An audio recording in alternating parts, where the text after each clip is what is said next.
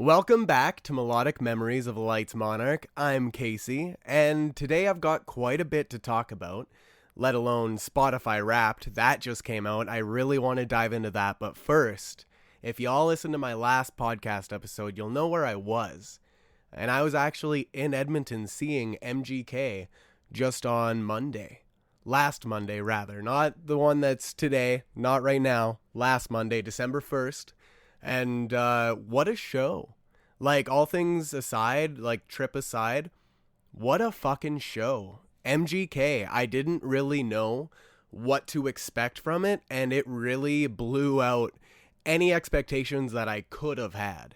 Now, to kind of touch on the trip itself, it went very smoothly. Me and Paul, my guy, my concert buddy, one of my best friends, consider him like a brother to me, and he came along with me. He's actually who got me into MGK alone. Like, I think the only thing I really knew of him before his whole Tickets to My Downfall era, which is where I kind of jumped in, was the Rap Devil song and maybe some singles here and there that were kind of popular on the radio and when I was in high school. But as for MGK himself, when I personally got into his music, it was most certainly with the Tickets to My Downfall album, which turned 5 years old this year. It's wild to think that that era was already 5 years ago, because that era really, well, it was my summer. That album, when it came out, it became the album of my summer, and this marked 5 years of it. And at my show, I was one of the select dates, or at least my show was, for where he did his 5-year anniversary show for the album. Like, he played the album in full, if I'm not mistaken, or at least pretty much every song, maybe excluding some bonus tracks from the deluxe version. But all that aside, an amazing time. We got down to Edmonton after a pretty slick drive. I mean, it's December 1st in Canada. What do you expect? The roads, they are slick, and they were worse on the way home. But aside from that, I made it in one piece. Both of us did. But it was a wicked time. Just being down in Edmonton, not having to sleep in my car, because usually I do just to kind of save on some money. But this time, it is December 1st, let's get a hotel. So we did, and we were actually able to take advantage of that by, letting loose a little bit more than we normally do, at least in the terms of, drinking and whatnot. So not that we went overboard, mind you, but we still were able to have a few drinks and get a little bit more loose than normal when it comes to the shows, at least for me personally, because I'm the one that drives. But all of that kind of accumulated into a very, very fun show, a very fun time, because for our show, we didn't get Wiz Khalifa. I thought we were going to get Wiz Khalifa because that's who was on the bill, but unfortunately not, at least unfortunately to some. I know some people were upset about it, but the only thing I was really upset about was I didn't get to hear the in live, like in person, because that would be all I would be there for, and then I just kind of sit there and wonder when MGK is going to come on. But that wasn't the case. The show itself, it started, I believe, at 8 o'clock with Julia Wolf, and her, mind you, wow, what a really good artist. I don't know much about her, and I mean, some of the sound wasn't mixed incredibly well to where like I could hear all the words she was saying, but what I was picking up from the song she was singing, they seem very raw and genuine, at least genuine to her. And I don't know who she is, but she did a really good job performing and getting the crowd ready for MGK. She played for about an hour-ish, and if not a little bit less, and she killed it. I looked at her on stage and was like, wow, she's got it.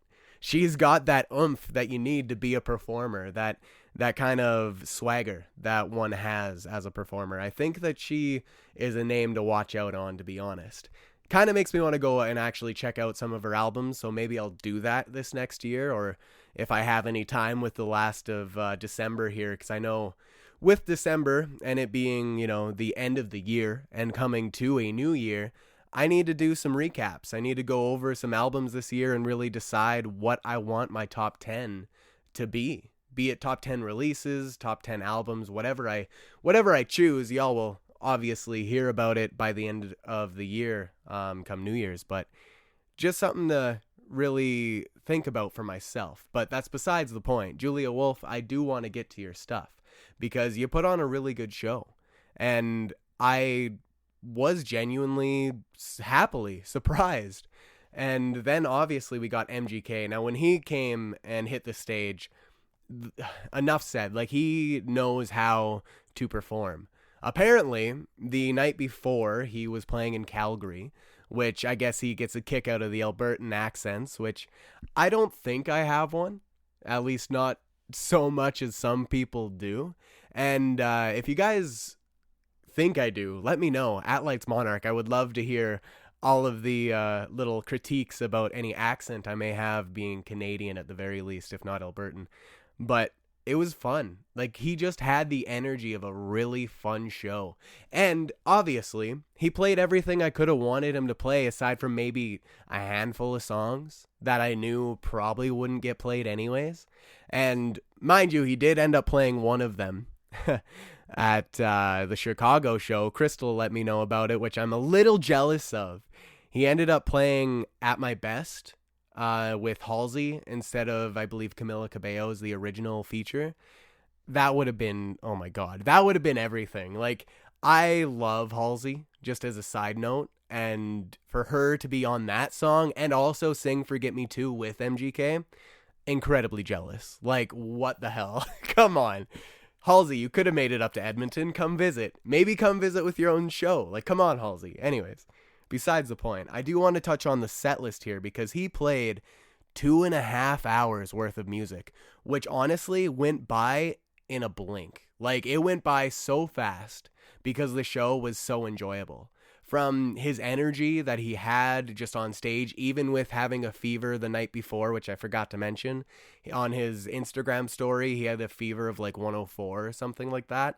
Not good, not good at all, but he still got up on stage. And I mean, watching him, if I didn't know already from his Instagram story, I would have never guessed that he was in any sort of discomfort, any sort of distress. Like, he's a performer through and through. Now, to kind of touch on the actual set list here, it's a long one, so bear with me. He went from Outlaw Overture into Starman, Don't Wait, Run Fast, a mashup of Maybe, Wild Boy, and El Diablo, Alpha Omega, which that one was surprising. He actually, for Alpha Omega, he brought a fan up on stage. I guess there's some history with this in 2017.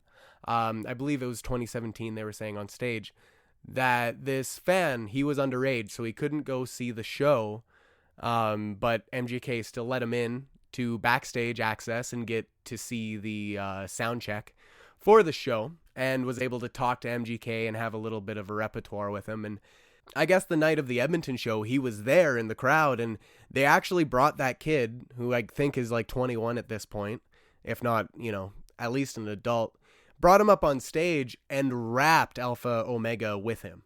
Obviously, that's one of MGK's old, like, throwback tracks.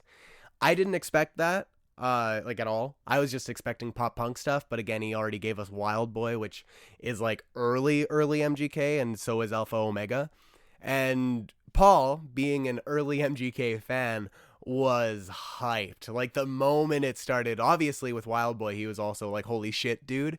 But then Alpha Omega and bringing that kid up on stage and like rapping it back and forth with him, such a cool experience. Like, I'm pretty sure he's done something like this at every show, at least bringing fans up on stage, be it just one or a group. Like, I know later on in the show, he brought up a group of, I think a group of fans that this kid's sign ended up saying, "You are my mom's hall pass," and he brought them up on stage and like kind of made the mom get, blushing and all that. So it was really fun and very lighthearted as well. But Alpha Omega, like, that kid that got up on stage, no idea who he is. If anyone knows, let me know. But he ripped it. Like, he rapped fucking quick. Obviously, he wasn't perfect. He's not a professional. He didn't like prepare for that, to my knowledge. But it was so cool to see. And just another reason to, enjoy MGK and respect him, because he respects his fans. He might not respect everybody, but that's because a lot of people shit on him. And I know, for me personally, he's not my favorite artist of all time, but seeing him live really gave me a second form of appreciation for him and his art. And I know some people might fight me on that or say, oh, poser or whatever they want to call him or me. I gotta say, it was really enjoyable. I very much enjoyed myself. Now to move on with the set list, he went into Goddamn, I Think I'm Okay, which this performance, I Think I'm Okay. I didn't expect it. Obviously, we don't have Youngblood at our show. But he went up onto the hand of the Statue of Liberty because on his stage there was the disembodied head, or at least top half of the Statue of Liberty. As when he got up on stage, he came out of the mouth and his guitar came down to him, which was really cinematic and cool.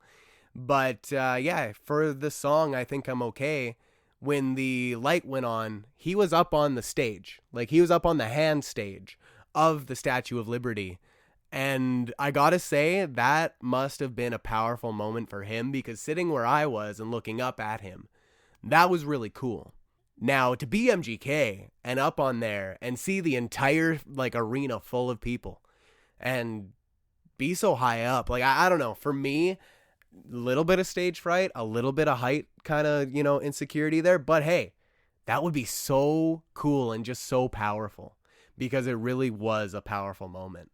Then after that, he went into title track from, obviously, Tickets to My Downfall, Kiss Kiss, Drunk Face, Bloody Valentine, Forget Me Too, Secrets, Don't Let Me Go, Sun to Me, Lonely Road, Tell Me What's Up, All I Know, Iris with Julia Wolf, his cover. They performed it very well together. And when he was singing the Don't Let Me Go, Sun to Me, Lonely Road, he was on a B stage, which was really close to Paul and I. Very cool to get that, intimate kind of show at an arena setting, because he came to that second stage. Wasn't expecting it and wasn't expecting the tempo to drop as much, but it was some of the feely songs that really, the ones that I really attached to. And again, the only one that I wish he would have played that he didn't get to playing was Pretty Toxic Revolver, I believe is the name of it. If I get that wrong, I apologize. But it's from his location sessions, things that he did during COVID. And I gotta say, that is probably my favorite song of his, all things considered, just for emotional value.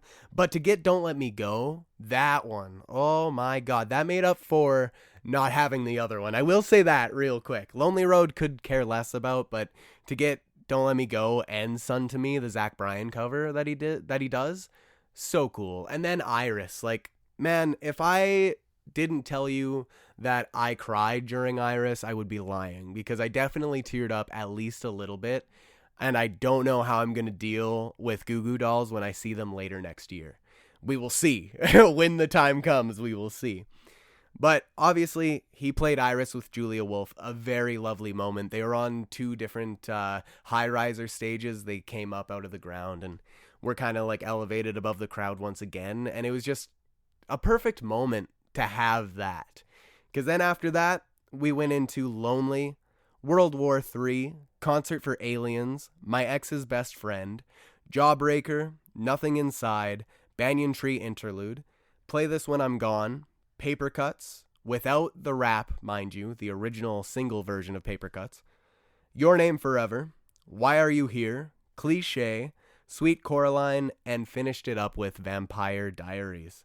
Now, a very good set list, I will have to say, and I can't really even say anything bad about it. I was very much impressed. I wish we would have got Little Miss Sunshine. I believe some people did at different shows. He didn't play it for us. Same with the Who I Was, his verse from the NF song, which that would have been cool, but I was kind of thinking about it, and it doesn't feel right to have MGK play just his part and not NF. It's an NF song, so in my mind, it's just kind of wrong, but I know that MGK, he wrote his own verse, so I mean, yeah, give and take. I know he played it in Chicago, though. Crystal got to see it and recorded it for me, so I'll at least be able to live vicariously through it. Same with the Halsey stuff, because holy hell, yes. But for my show in Edmonton, MGK had a Oilers jacket, his leather jacket for Lost Americana, but it said Oilers on it. Very cool as an Oilers fan. And again, he just killed it. I don't really know what else to say other than that. He has it. He is most certainly, whether you want to call him a rock star or rap star, whatever the sorts is, he's most certainly got the energy, and he can bring it live. And I'm a testament to that because I was able to actually see it. A very good show, a very good trip. We did not a whole lot outside of that. We kind of went to the mall, did some Christmas shopping, the mundane, boring stuff, and had a few drinks, and were able to stop at a tavern afterwards and have a little bite to eat before we went back to the hotel. It was honestly a good time. The trip home absolutely sucked. Very icy roads. We were going like 80 kilometers per hour instead of like 110, if that gives you any sort of idea. I know miles per hour people out there, apologies, but you can do the math if you feel like it. Otherwise, it was a really good show and a really good trip, even though it was pretty quick. Now, since then, I was able to actually get home, and lo and behold, I had a surprise waiting for me, or at least a surprise announcement waiting for me, which I had to then wait till 10 p.m. as that's when it dropped. And if y'all don't know what I'm talking about, I mean, you should. If you listen to me, you should know of Black Veil Brides. And if you don't, well, let me tell you. TX2, he is another artist. I have seen him live before. I've talked about him before as well. TX2 featuring Black Veil Brides, The End of Us. Now, this is a brand new song, completely brand new, and wasn't even like announced. Nothing. It came out of nowhere for me personally. I don't follow TX2 incredibly closely. I see when his stuff drops on Spotify. I don't follow his social pages very, very closely. But when I seen his, I can't even remember what alluded me to it, but I seen a post anyways. Maybe it was an Instagram story or something. But it was saying that this was coming out. And I think it might have been on Twitter actually, but I digress. I was jaw drop flabbergasted. Are you kidding me? I thought originally, like, wait a minute, is this like Black Veil's next single for their new album? Which, me personally, a little side note too, saying that I might be in the minority here in saying this, but for Black Veil Brides, if they are to have a new album, which we are, on the verge of a new album pretty soon, coming next year, as Andy has said, I don't want there to be a featured artist on that album. And maybe that is being a little bit selfish or even wrong of me to say, but please bear with me while I try to ramble through this explanation. I don't really want there to be a featured artist on a Black Veil Brides album because we've never had that. Granted, I know that we have had other artists feature on songs, like William Control being the voice of Fear, or I don't know her name, but the lady in Lost It All. I know things like that have happened before. And of course, on Rebels EP, we've had Zach Wilde, and we've had a thing with Vivi, of course, on a single, and there have been features that Black Veil has done. But when it comes to a full-length album, we've never really had somebody else's name featured there, whether or not there is a guest artist. And in my mind, with those guest artists, in terms of William Control or the lady from Lost It All, which I know Lilith Czar sometimes does live with them, it's apparent to me that those voices are just voices. They are voicing characters within this musical realm, this musical world that Black Veil Brides has built. And when it comes to their albums, they hold a very special place in my heart. All their music does. Big surprise.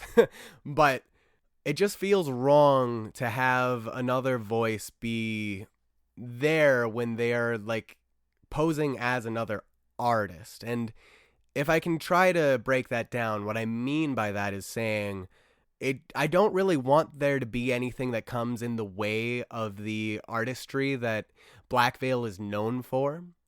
And when they do get artists to come in and be the voice of Fear, or be a choir, or be a voice like the lady in Lost It All, as I mentioned in Fall Eternal, it makes sense because that is the artistic creative vision of Black Veil Brides. They need a voice for that.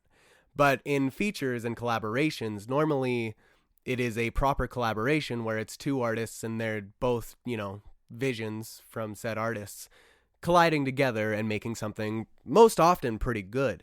But with Black Veil, I don't know, a part of me doesn't want that. Maybe I'm in the wrong to say that, because obviously I'm open to anything that they do.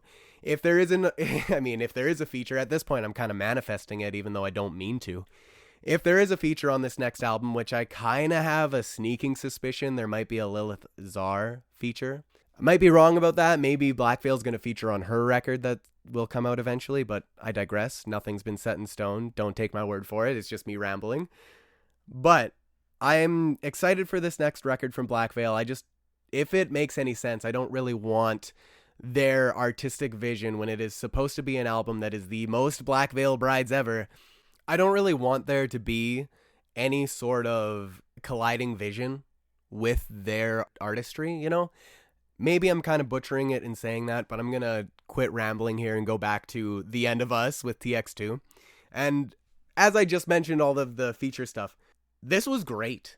Like, I don't think great really defines how I feel about it, because I was in complete awe. Like, to be honest, I did not expect it at all. Like, wasn't at all what I expected, but wow, was it ever good. Like, I was very impressed, and Andy Bierzak, his voice has gotten even better. Not just the screams like I thought in Hallelujah, his singing voice. I've never heard that. Like, I know that he's gotten close to singing like that, but it was in such a different way that, like, it really brought something else out of him. And the whole entire song really, like, Black Veil Brides shines through, like, from all of the imagery to the artistry. Like, I haven't watched the music video, mind you. I know that the music video exists. I'm sorry, I have not watched it yet. I did plan to watch it, but I completely just...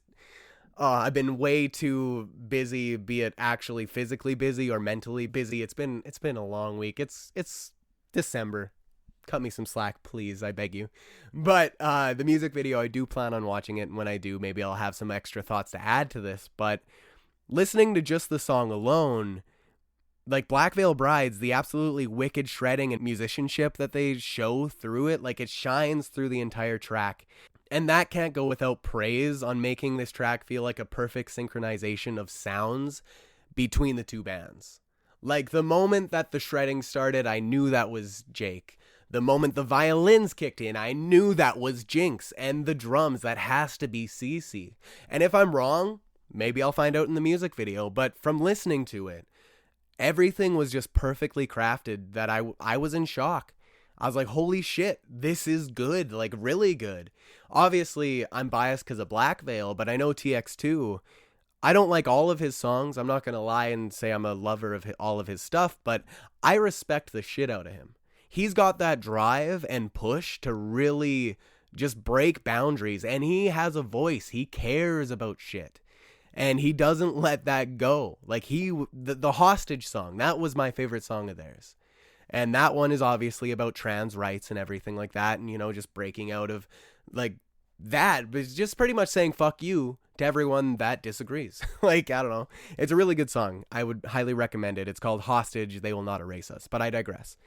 The End of Us. This is now most certainly, more than ever, and I know, no surprise, but my favorite TX2 song, 110%. I was in shock the way that it's produced, the way that it sounds. I was expecting something completely different. I was expecting maybe another heavy track or something, but not to say that it doesn't get heavy towards the end, but it shocked me. I was not ready for what I thought it would be, and I was very, very happily surprised. So if anyone needs something to listen to, go check out TX2's new single, The End of Us, featuring Black Veil Brides. I would highly recommend. Now, to touch on just some side things before I dive into my Spotify Wrapped, I wanted to mention that Hayley Williams, she became the Alternative Press Artist of the Year. She's on the cover of the magazine. Hell yeah to her. I need to read that interview and really kind of dive on in, because I'm going to be seeing her next year. I know I talked about it in my last episode. Still very excited.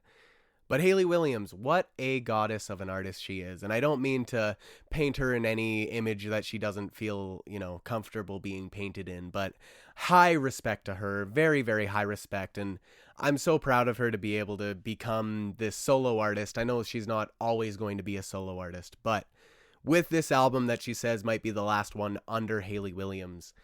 Very happy for her. She's getting the recognition that I wish she would have got with Petals for Armor and Flowers for Vases. Like, I do believe those albums are amazing, Flowers for Vases being my favorite. And for her to finally be on the cover and Alternative Press Artist of the Year, very, very awesome. I really hope, fingers crossed, she wins some Grammys.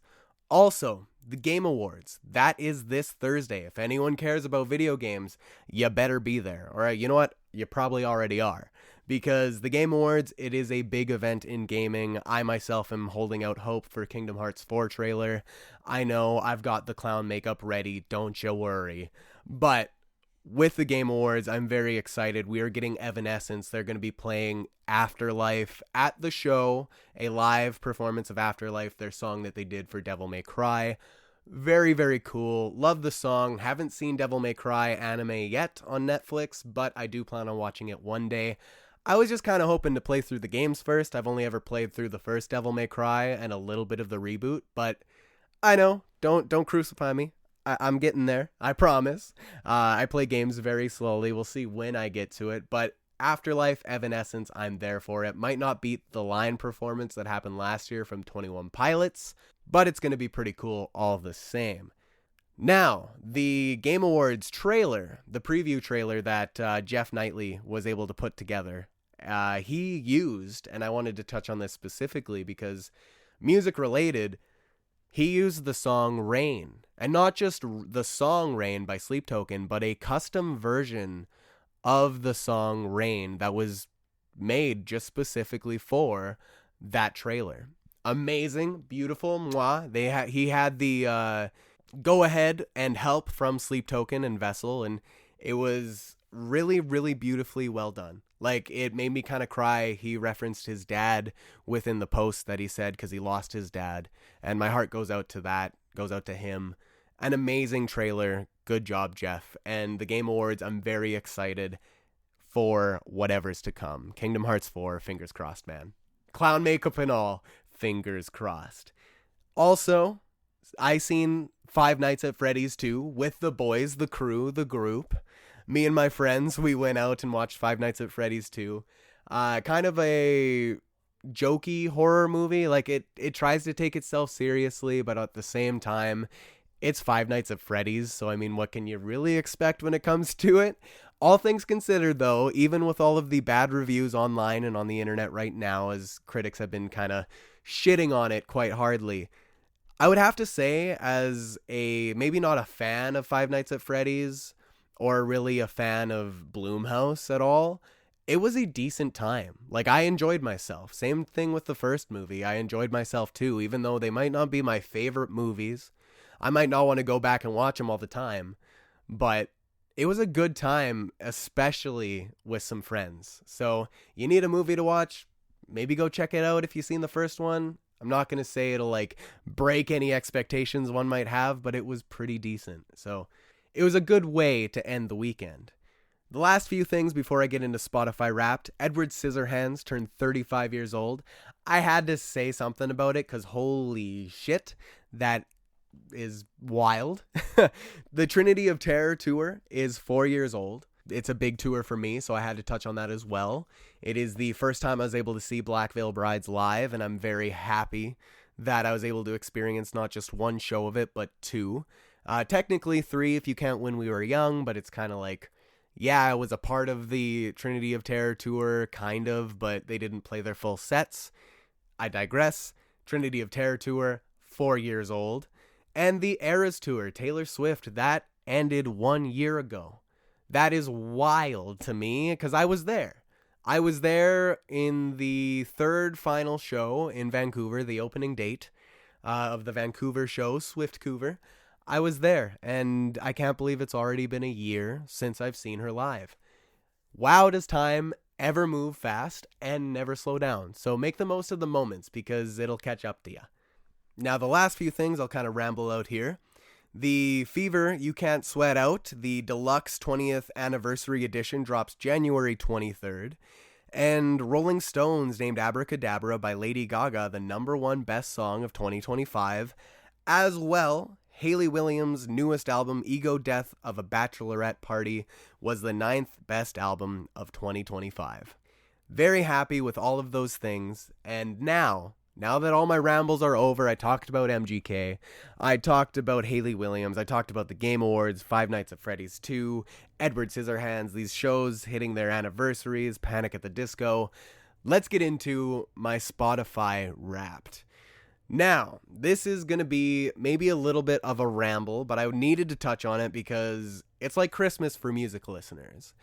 And it might very well be the last one I'm able to really divulge in, because I personally, for those that don't know, want to move away from streaming services. I don't appreciate the little amount of money they give to artists, and I know I already buy artists stuff. Like I buy, a lot of CDs, I buy a lot of vinyl, and I support them through that way, and listening to the albums that way. But as much as I appreciate being able to listen to an album the moment it drops on streaming, or even kind of boost their numbers by streaming something over and over, that's all it really does. Yeah, it's nice to have numbers boosted, but it doesn't give back to the artists, and I don't like that.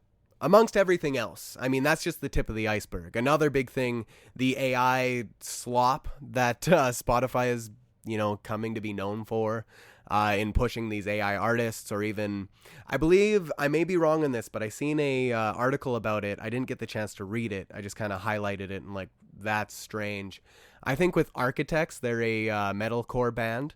They ended up having a song released by Spotify, which was completely done by AI. They didn't even know why it was there. I think it was Spotify's problem. It might have been the label, but regardless, they had an AI song dropped as Currents or Architects. I can't remember who it was now. Shit. But regardless, that's happening. And I don't like that. I don't like that these AI artists are being pushed without being said, hey, this is AI music. Maybe if there was some label like, yo, AI, maybe I'd be okay with it. Because then at least I know and I can, look the other way. But I'm also just not okay with the base medium of AI music in general. I don't like it. I don't appreciate it. I know it has its place in certain instances and certain artists, like the SpongeBob artist that I used to listen to a bit. I know that sounds kind of weird, but Boy What is his name, and he kind of uses this AI synthesizer for his voice, which turns his voice into the SpongeBob characters in a sense. Maybe I'm butchering that, but I hope you understand what I mean. It was very, very interesting to hear, but when it comes to full AI artists, please no. Just please no. But apart from that, Spotify Wrapped, this might be my last one. And in saying that, I was very happy with my Spotify Wrapped. It was actually the highlight of my morning that morning.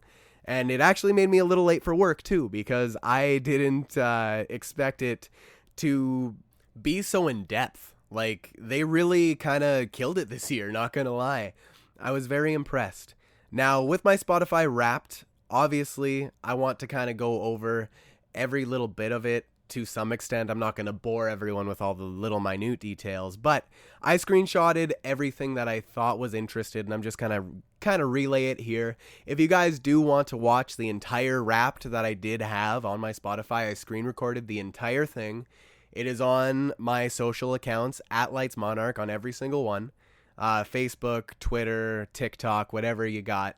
Go check it out. I am very happy with it, and it shows a lot of my love for my favorite artists. And I only listened to 59,636 minutes of music this year, which I thought was going to be a little bit more. Mind you, I am listening to podcasts more than I ever have before. And the majority of the time, if I'm not listening to podcasts, I'm on the phone. So if it's not music, then it's one of the other two, and sometimes it takes up my time. So not as big of a number as I thought it would be, but it was still equivalent to 41 days of music, which I gotta say, that isn't anything to kind of huff at, right? Now, Spotify went on to say in the next screen, tastes like yours can't be defined, but let's try anyways. I listened to 270 genres. That is nuts. I know that the genre bucket is massive. The umbrella is never ending. But my top genres, the top 5 that they gave me, number 5 was soundtrack, which is hilarious. I blame Shrek. Shrek 2. If not Shrek 2, then Kingdom Hearts, of course. Number 4 was indie pop. 3, deathcore. 2, pop rap. And number 1, emo. Ah, beautiful.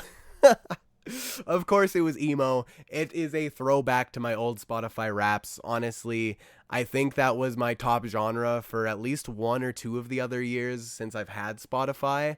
And it's just hilarious that it finally went full circle when the last couple of years were kind of not as emo. Like I was kind of refining myself and refining the love for the things that I enjoy.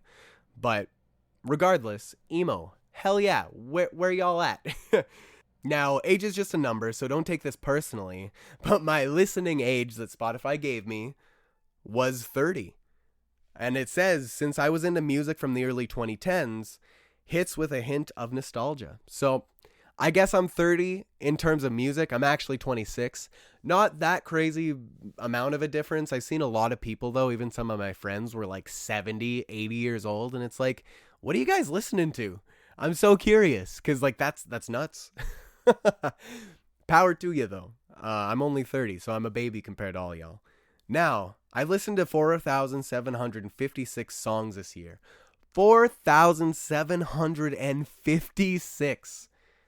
But my number one song. Actually, you know what? Let me give you my number 5, and then I'll move up to number 1. My number 5 was Drum Show by 21 Pilots. Who's seen that coming? Number 4, Spectre by Bad Omens. Number 3 and 2, both Black Veil Brides songs, Bleeders and Hallelujah, respectively. And number 1, The Contract by 21 Pilots. Hell yeah. Should have known. Obviously, I guessed it was Hallelujah instead.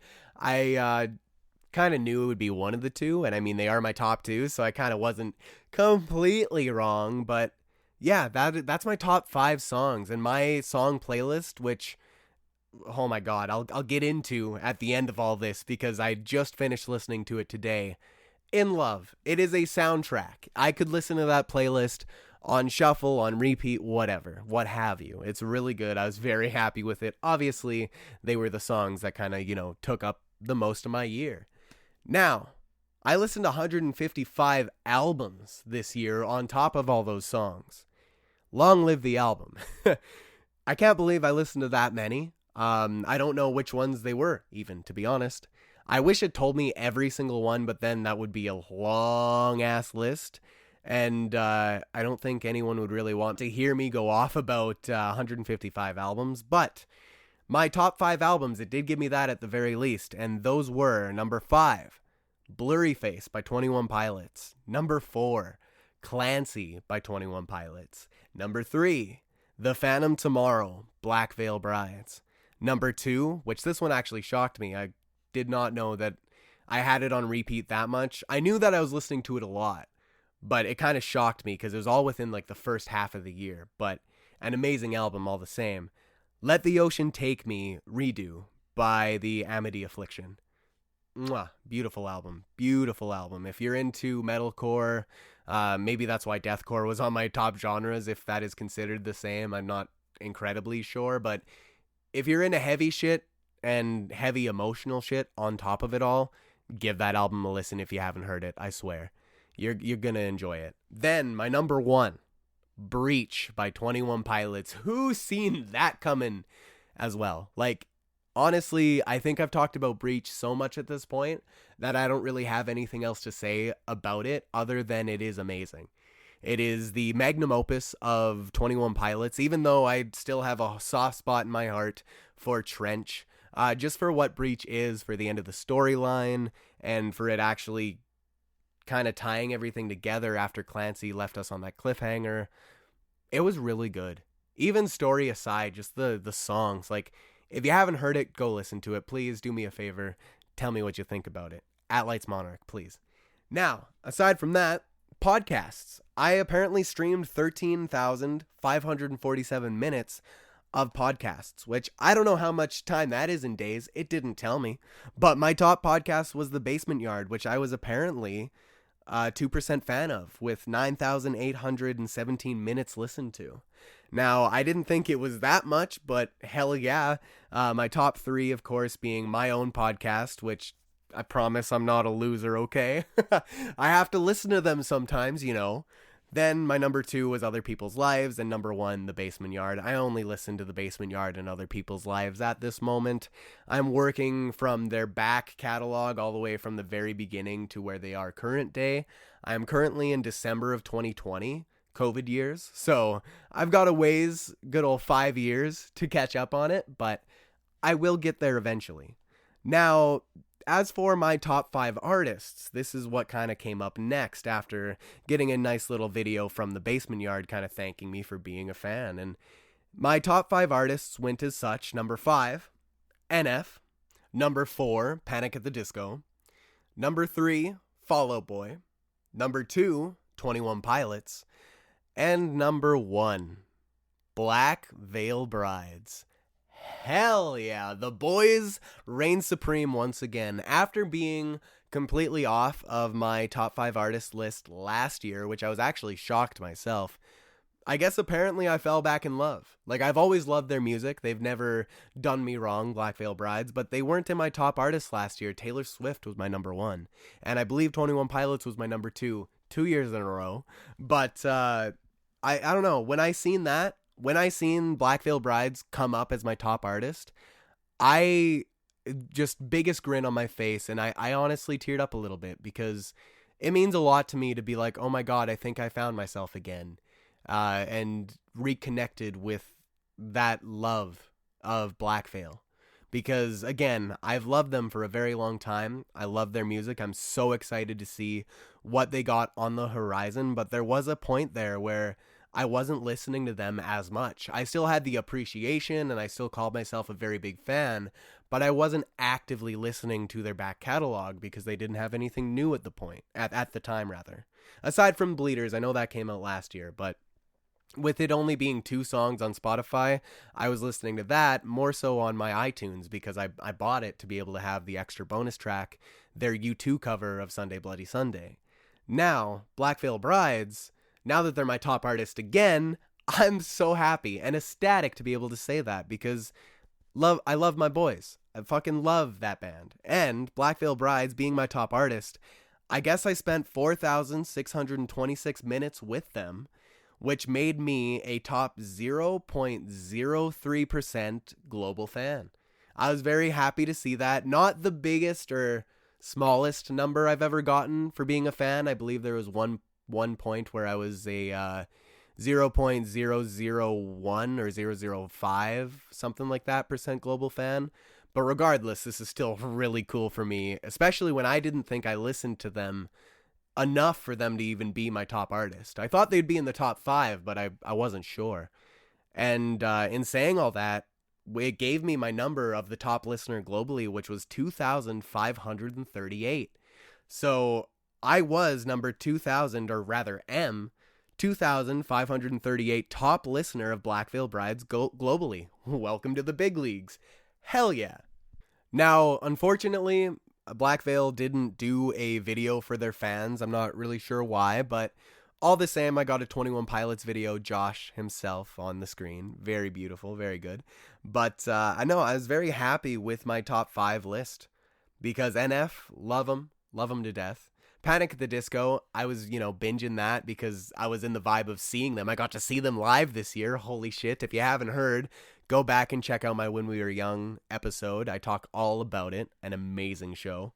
Fall Out Boy as well. I got to see them this year too. And I did make another episode about that, the Calgary Stampede. Or if not Calgary Stampede, the Cowboy Tent, Fall Out Boy. Very happy with that. Go listen to it if you can. And 21 Pilots I got to see this year too, with Breach, their Breach tour. And I also made an episode about that. I've talked all about these shows, and they mean a lot to me. And it goes to show why they're in my top 5. And Black Veil and NF kind of topping the very top and bottom. Like, I'm happy. I'm very happy with that. And then it went on to ask what society I belong to, which I myself am Grit Collective. My club believes in rebellion through music, and there is no club rulebook, and my role was the collector, because I often save music to my library, building a large club collection, which apparently I'm in great company. 9% of global listeners are in my club, and if you're in my club, let me know in the comments below or on my socials. And my club favorites are Mayday Parade, 21 Pilots, Black Veil Brides, Panic at the Disco, Fall Out Boy, and Sleep Token. A pretty good list, if I must say so myself. And that was kind of my Spotify Wrapped. The last thing it did, it gave me some files, they said. Pulled in some of my files just in case, which these I thought were cool. Don't love that they're AI generated, but at the same time, I kind of understand when it's just statistics. But they gave me these little breakdowns of certain days that really stood out amongst my year of listening. And I kind of wanted to read them off here for you because they made me smile. And I mean, you might not know me if you're listening, but maybe they can give you an insight into what my year really looked like on these certain few days. Now, the one it started out with was my biggest music listening day, which was January 4th, 2025. 4 days into the year, my biggest music day. Wild that I never passed that in the whole entire year. I was kind of shocked. But it said, the day you let Asking Alexandria and friends headline a 9-hour rock festival. Morning started gentle with Kane and Steven Universe, but by mid-morning, Asking Alexandria took over, track after track, album after album, until the afternoon saw Black Veil Brides and Acres join the charge. 21 Pilots and Valley offered a midday detour, but metalcore and rock reclaimed the evening with Linkin Park and Fame on Fire. 544 minutes, 153 tracks, 36 artists, your biggest music day of the year with your top annual artists leading the charge. Filed under All Day Headbang Metalcore Marathon. Hell yeah. The next one, April 18th, 2025, my birthday. It says, the day you let Shrek 2 crash your birthday party. I told you the soundtrack was because of something, and I bet it's because of Shrek 2. It goes on to say, your birthday afternoon launched with a Shrek 2 soundtrack detour, Holding Out for a Hero, and Accidentally in Love, before Black Veil Brides and Andy Black took the stage. The evening spun through emo, pop, and a marathon of video game and movie themes, with Taylor Swift and Mariana's Trench closing out the night. 437 minutes, 125 tracks, 114 artists. A birthday mixtape worthy of a hero's quest. Filed under birthday playlist and animated anthems. Hell yes, once again. Next. It made for a beautiful birthday. Like it said, a mixtape worthy of a hero's quest. Next up, biggest Black Veil Brides Day, July 16th, 2025, which, if I'm not mistaken, was around the very release of Hallelujah. So it makes sense why this was my biggest Black Veil Day. Now, it goes on to say, the day you let Black Veil Brides headline your entire soundtrack. Morning opened with a full episode of The Basement Yard, then Black Veil Brides took the reins, track after track, album after album, with Andy Black and Juliet Sims making brief cameos. By late evening, Hallelujah and Bleeders spun in heavy rotation. 476 minutes, 109 tracks, 6 artists. Your most Black Veil Brides day of the year. Filed under BVB on repeat, one band takeover. BVB Army, where you at? Next up, August 9th, 2025.